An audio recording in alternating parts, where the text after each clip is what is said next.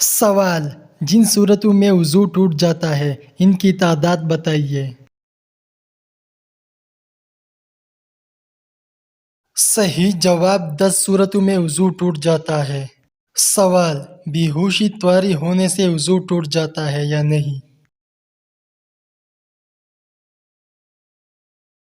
صحیح جواب وضو ٹوٹ جاتا ہے۔ سوال: بدن کے کسی مقام سے خون یا پیپ نکل کر بہہ جائے تو وضو ٹوٹ جائے گا یا نہیں؟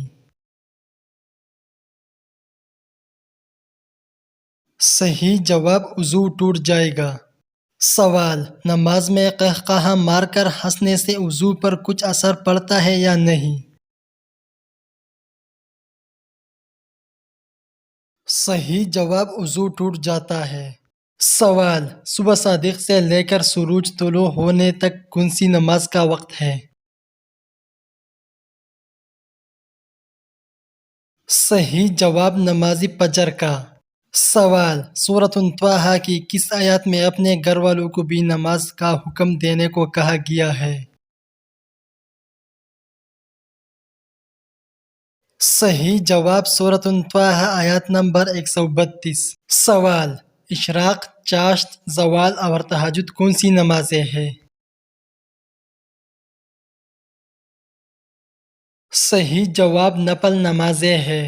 سوال: ناک میں 3 بار پانی ڈالنا وضو کے فرائض میں سے ہے یا سنتوں میں سے ہے؟ صحیح جواب سنتوں میں سے ہے۔ سوال: ہر عضو کو 3 بار دھونا فرض ہے، سنت ہے یا مستحب ہے؟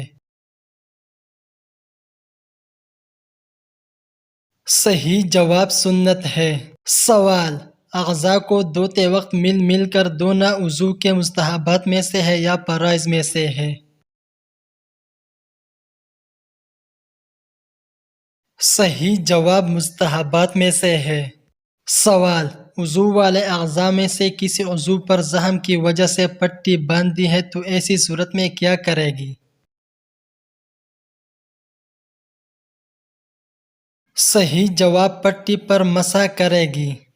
سوال: کسی اہم کام کرنے سے پہلے اللہ تعالیٰ سے صلاح لینے کو کیا کہتے ہیں؟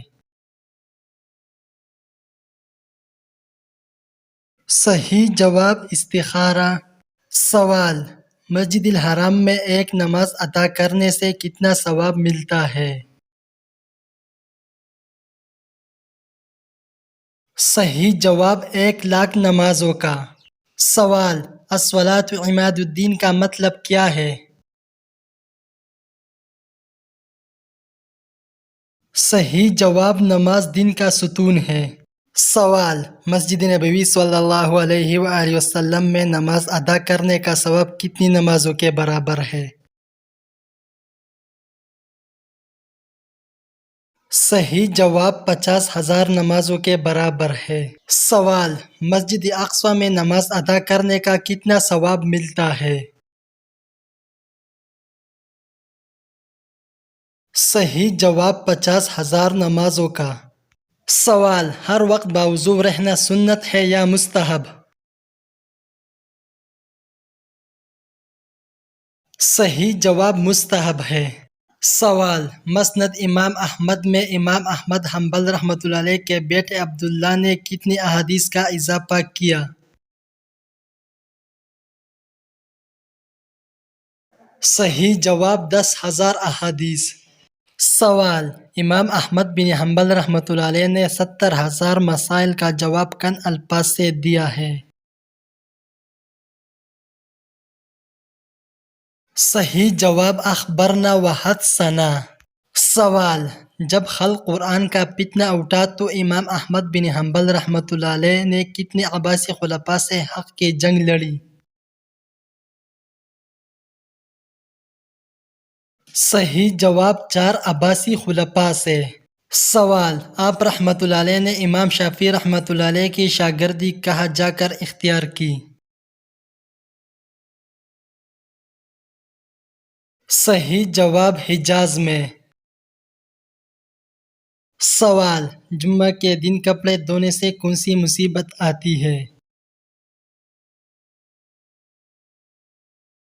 صحیح جواب اکثر لوگوں میں یہ خیال عام پایا جاتا ہے کہ منگل یا جمعہ کے دن کپڑے نہیں دھونے چاہیے کیونکہ اس سے گھر میں بے برکتی اور بیماریاں پیدا ہوتی ہے، جبکہ قرآن و حدیث سے ان باتوں کا کوئی ثبوت نہیں ملتا۔